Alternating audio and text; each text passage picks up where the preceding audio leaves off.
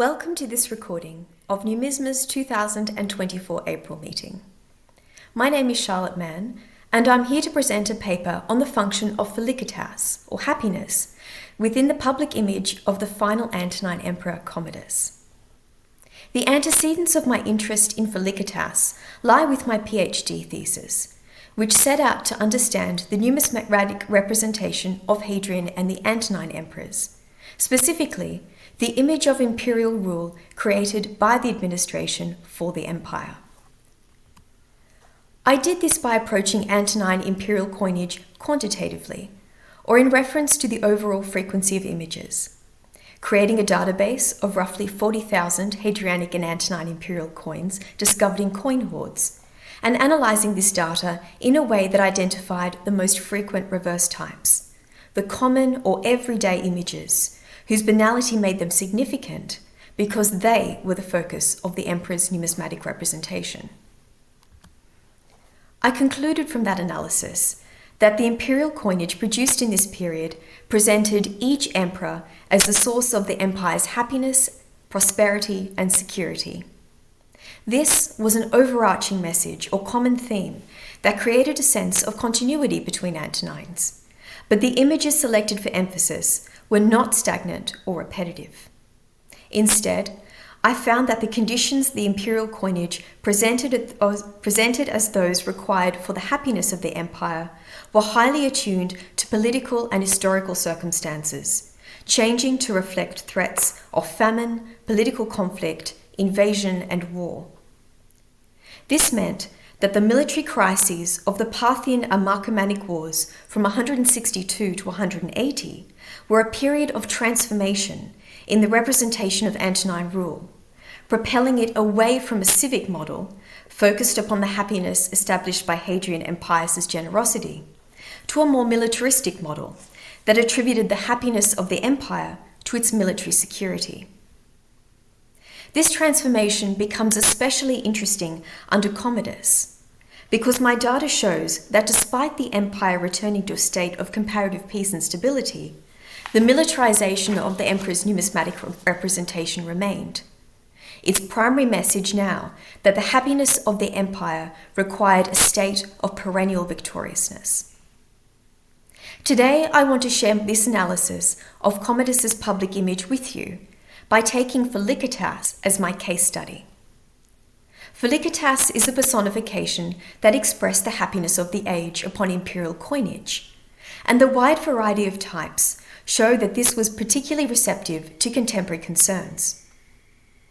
I'll begin by providing quick glosses on Felicitas and the role it played in the representation of Hadrian and his Antonine successors, and then discuss Commodus himself, focusing upon the overall frequency of types which suggest their visibility, the appearance of new and innovative iconography, which suggests efforts to link the empire's happiness with military victories from within the imperial administration, and their chronology, which suggests links between the creation of imagery and contemporary events. Felicitas describes the general bliss and prosperity of an emperor's reign, and it was the defining characteristic of a happy age. During the Republican period, Felicitas was a personal quality reserved for charismatic generals such as Sulla, Pompey, and Caesar, whose military exploits outstripped those of their predecessors. Sulla, for example, celebrated his victory at the Colline Gate with victory games in honour of Felicitas, and assumed the cognomen Felix, which appears upon coins like the one we see here on the slide. Later, the triumphal monument that stood outside Pompey's theatre included a dedication to Felicitas. Within this late Republican context, Felicitas was defined as the good fortune and success that accompanied a victorious general, and was grouped as one of the four defining qualities of good generalship, alongside expertise in military matters, courage, and political prestige. As the first century progressed to the second, Felicitas underwent an evolution from a temporary condition attributed to the holders of imperium to a general state of happiness for which the emperor himself was given credit. Happiness that could apply to the current time, Felicitas temporum, the community, Felicitas publica, or an individual, Felicitas Augusti, but was always derived from the Felicitas of the emperor. This shift is evident in the inclusion of Felicitas within the language of Roman elite discourse, where it served as a catchword for the positive conditions brought about by a good emperor. The younger Pliny hailed the succession of Nerva as the beginning of a happy age, and Tacitus imagined the ways in which Trajan would enhance the happiness of the times.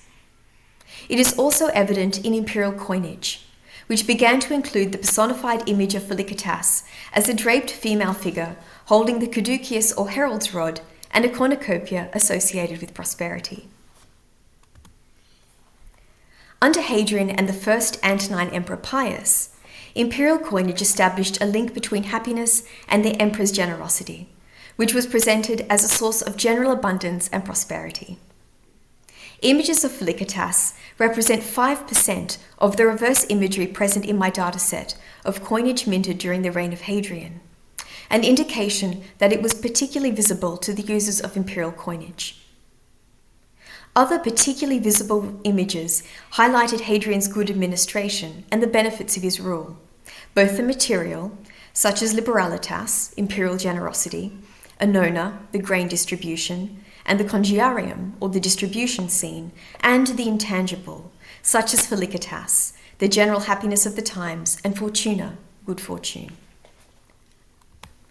Alongside these particularly visible reverse types appeared innovative new reverse types that reflected contemporary events, particularly Hadrian's travels, which enabled the provinces to share in the emperor's generosity. Denarii produced throughout the period of Hadrian's first provincial tour combined the image of a galley describing travel at sea with the legend Felicitas Augusti, the happiness of the emperor.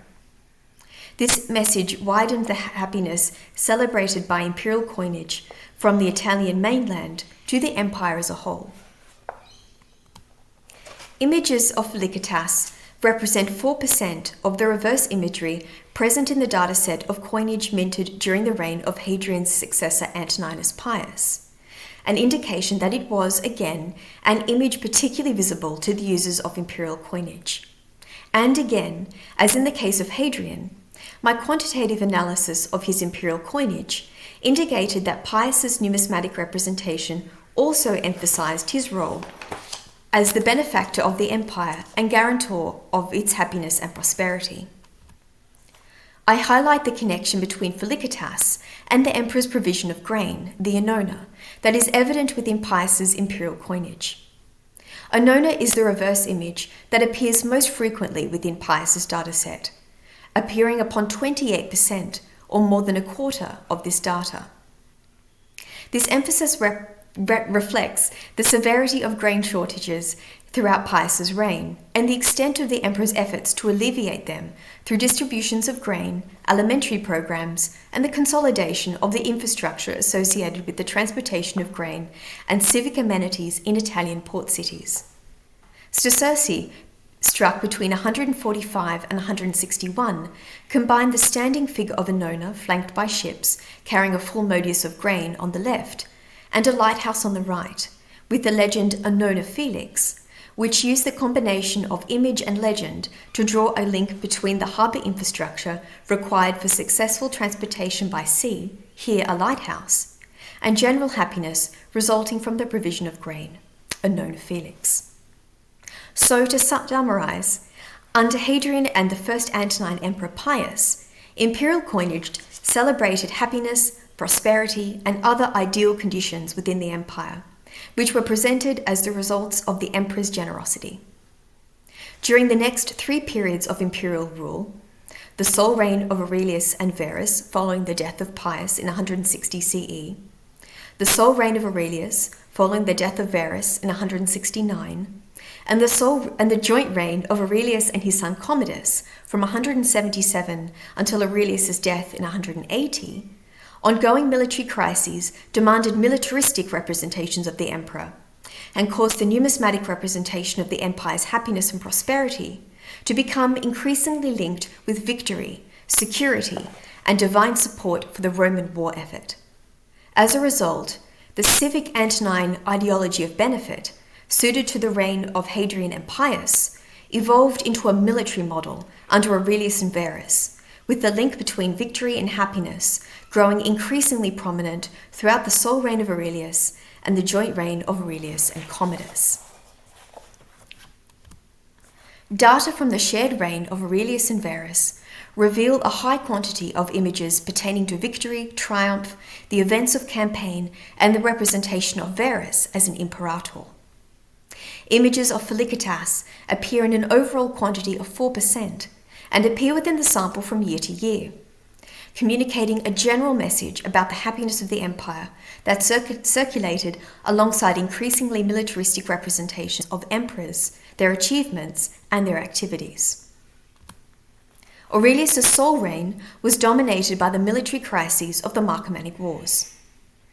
My quantitative analysis of coins minted during this period showed that the crisis of the Marcomannic War caused the numismatic representation of the happiness and prosperity of the empire to become increasingly dependent upon securing victory. My quantitative analysis of the reverse imagery minted in this period showed that the types present in largest quantities were those associated with military events, victory, and divine support for the Roman war effort. Significantly for us, this shift in the representation of the emperor is mirrored by a small shift in how coinage conceptualizes the happiness of the empire. After the succession of Aurelius in 169, the images of Felicitas present in my sample of imperial coinage appear when victory is celebrated, and we see this here on the slide. In 174 and 175, which sees victories against the Marcomanni, the Quadi, and the Azizis, and 175 and 176, during which a triumph was celebrated in Rome. This chronological pattern suggests that the selection of Felicitas reverse imagery within the imperial mint is closely linked with military successes, associating victories on the battlefield with the happiness of the empire. The reverse imagery present in the sample for the shared reign of Aurelius and Commodus shows that this new militaristic image of Antonine rule was maintained even as the empire returned to greater peace and stability. The imperial coinage produced during the period of Aurelius and Verus' joint reign emphasizes messages about Rome's success on the Danube and equates the return of happiness and prosperity to its military security, particularly the personifications victory and pax, which make reference to the recent successes in the Marcomannic Wars, the images of a pile of captured armour and a trophy with captives, which maintained a triumphal focus by referring to recent victories, Minerva and Mars, which signal divine support for the Roman war effort, and the personification Virtus, which celebrated the emperor's military aptitude. This brings us to the period of Commodus' sole reign, which commenced with the death of his father Marcus Aurelius at Vindolanda in 180, and it ended with his assassination in 192. We don't need a quantitative hoard study to know that Felicitas was somehow an important aspect of Commodus' public image. He was the first emperor to incorporate the epithet Felix among his imperial titles, which appear upon coinage and inscriptions from 184 onwards. But exactly how this association between Commodus and Felicitas actually manifested itself in the emperor's public image has, until now, been unclear.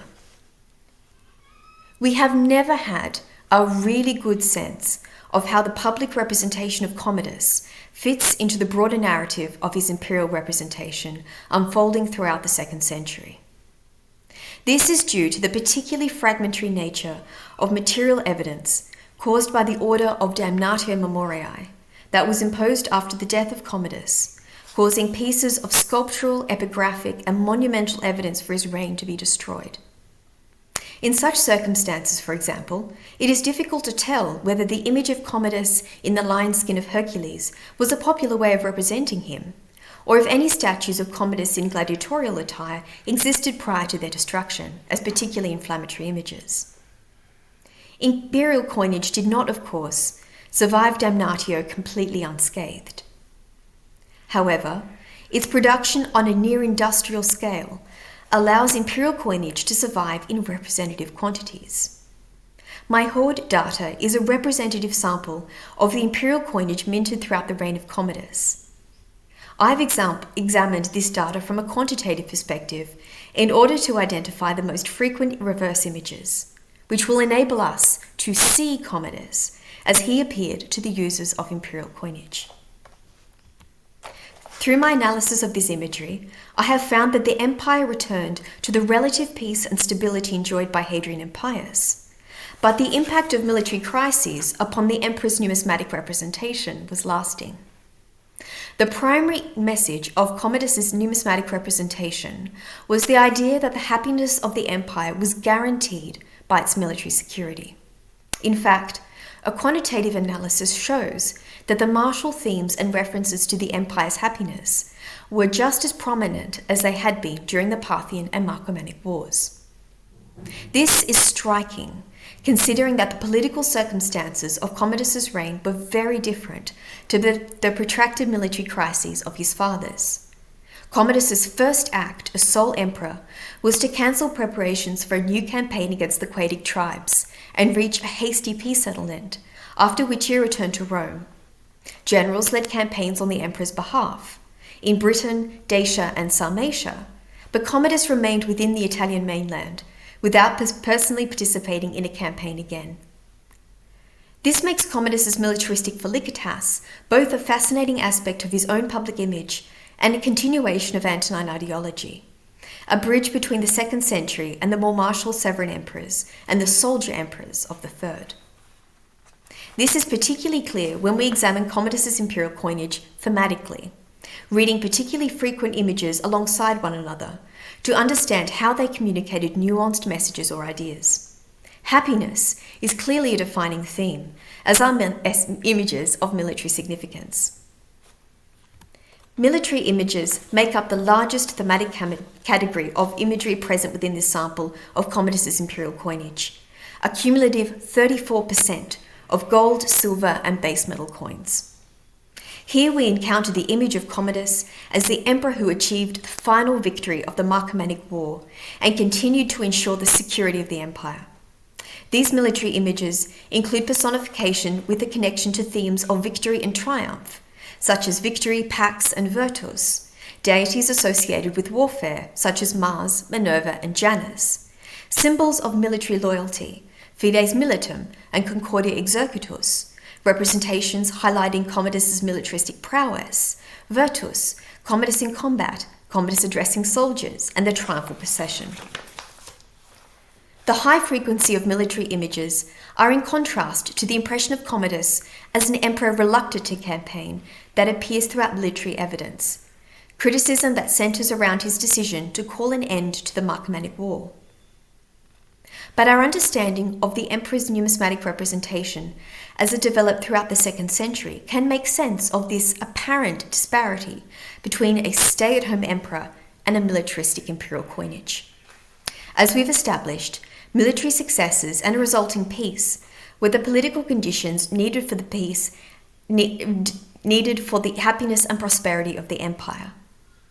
Noriena and others describe victory and peace as interrelated concepts or complementary ideas, invoking the benefits of a stable empire.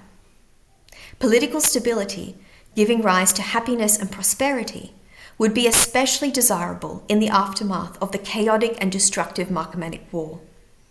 A militaristic flavour would assist Commodus's presentation as Aurelius's successor, and Michels and others have emphasised the role that victory and triumph played in the presentation of Commodus as Aurelius's heir, and there are clear similarities in the images emphasised within their imperial coinage. Commodus's imperial coinage also linked the happiness of the age to the prosperity of the empire under his rule. 4 personifications, that together make up 31% of Commodus's dataset, celebrate the happiness and prosperity of his reign: Felicitas, Hilaritas, a simple contrast to Tristia or sadness, Letitia, personal joy, and Fortuna, or good fortune. Commodus's generosity and the prosperity of his reign are expressed by the personifications associated with imperial generosity, such as Liberalitas, the representation of the distribution or congiarium scene, the image of a wreath with the legend Magnificentii, and the image associated with the supply of grain amidst the security of the late 2nd century, the personification Annona, the grain measure Ormodius, and the goddess Ceres, which together represent 20% of Commodus's dataset. Even this broad overview shows the importance of these messages, indicating their visibility within the image of imperial rule created by the administrators working on the emperor's behalf in the imperial mint, and their corresponding visibility to the users of imperial coinage. These broad themes within Commodus's numismatic representation are encapsulated within images of Felicitas. Images identified by the reverse image Felicitas rank as the most frequent reverse image encountered in this dataset, representing 9% of the sample overall. A wide variety of reverse images are present, many of them new and innovative types, and they range from celebrations of the happiness that stems from the emperor's generosity to the happiness guaranteed by the military security of the empire. In this sense, numismatic representation of Felicitas produced during Commodus's reign are a distillation of the major themes that characterize Commodus within imperial coinage more generally. They also represent a middle ground or blending of the ideologies of happiness stemming from imperial generosity that defined Hadrian and Pius, and the happiness guaranteed by military victory that defined Aurelius Verus and Commodus while his father's junior co-emperor. This is what makes Felicitas a vital, dynamic puzzle piece within the broader mystery of Commodus's imperial image, and why it is an image that can be used to trace the evolution of the imperial ideology as it develops throughout the 2nd century. Felicitas appears most frequently within this sample as a standing female figure, holding a caduceus in her right hand, her standard attribute, and a scepter in her left. This is a generic image of Felicitas, produced consistently from the reign of Vespasian onward, and it appears upon 52% of the Felicitas imagery present within the sample present in the reign of Commodus. Two reverse images particularly emphasize the connection between Felicitas and Commodus. The first, present upon 10% of the Felicitas imagery within this dataset, shows Felicitas with a cutia and a cornucopia, a standard image of prosperity and plenty, and is accompanied by the legends Felicitas Aug and Felicitas Augusti, which both emphasize the connection between Felicitas and Commodus as the reigning emperor. The second, a comparatively rare image present upon only one coin in this dataset, shows an image of Commodus greeting Felicitas, alongside the dative legend Felic Perpetui, or to perpetual happiness. Here Felicitas is shown with a scepter, a symbol that implies a particularly close connection between a personified characteristic and the reigning emperor, alongside a legend that associates this message with the happiness of the empire. One variation upon Felicitas imagery represents the connection between happiness and prosperity, a message encountered under Antoninus Pius. The first shows Felicitas with a caduceus in her right hand and a modius or grain measure at her feet. This image makes up 24% of the Felicitas imagery within this dataset, and it establishes a clear connection between happiness and the emperor's provision of grain, a key area of imperial responsibility. This combination of the epithet Felix and imagery associated with the grain supply parallels a known of Felix reverse types produced during the reign of Pius. It also parallels the image of Fortuna holding a caduceus and double cornucopia, identified by the legend Fortuna Felix, present upon 138 coins present in this data from the reign of Commodus, which implies a direct connection between imperial Felicitas and the benefits of imperial fortune. Reverse images combining Felicitas with language and imagery referring to military victories appear within imperial coinage for the first time under Commodus. As militaristic iterations of Felicitas do not appear within imperial coinage prior to the reign of Commodus, the creation of this imagery suggests that the connection between military success and ideal conditions within the empire occupied an important role within Commodus's public image. This combination of victory imagery and elements of Felicitas appear upon 4 reverse types. Felicitas is shown holding a Nikean scepter. Victory is shown in flight, holding a wreath in extended hands, accompanied by the legend Vict Feli, or to happy victory.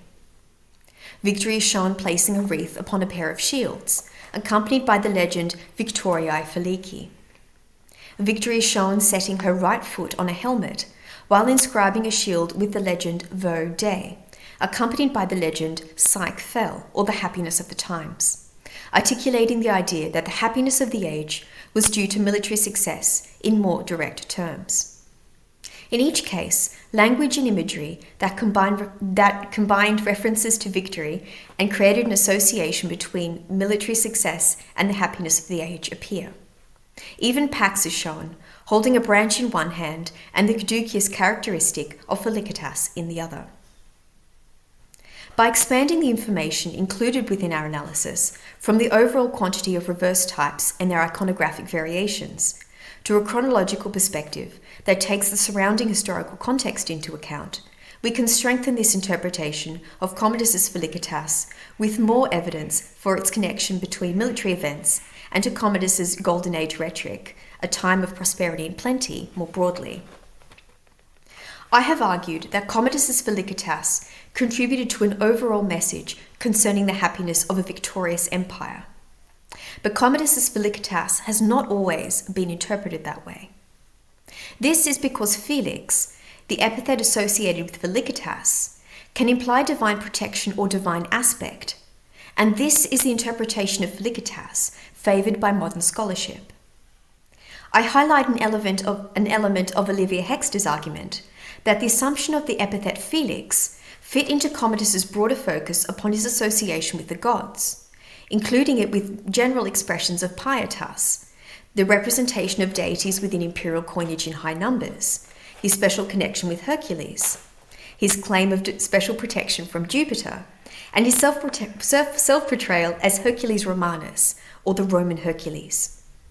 Hexter suggests that the representation of Commodus as the bringer of a new golden age following his Decennalia in 190 focused upon his association with the divinities Jupiter, Janus, Sol, and Hercules.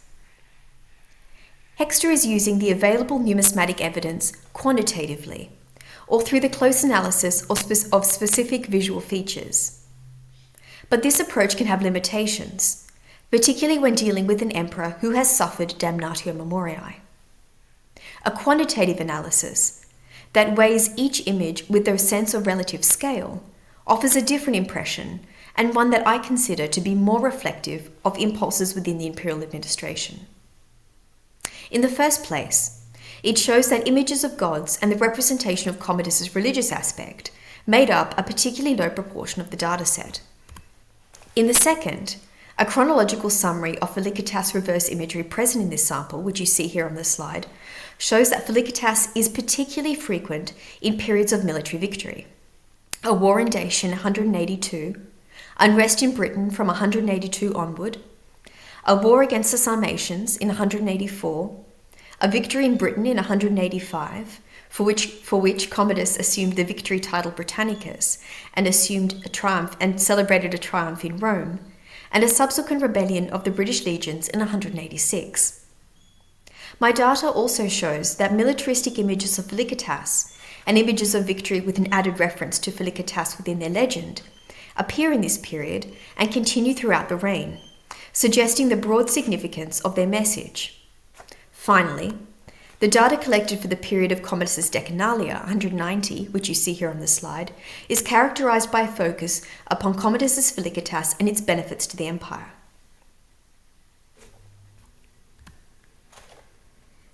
In conclusion, this analysis of hoard data shows that despite remaining within Italy for the duration of his sole reign, imperial coinage styled Commodus as imperator and emphasized the idea that the happiness and prosperity of the empire were guaranteed by military victory.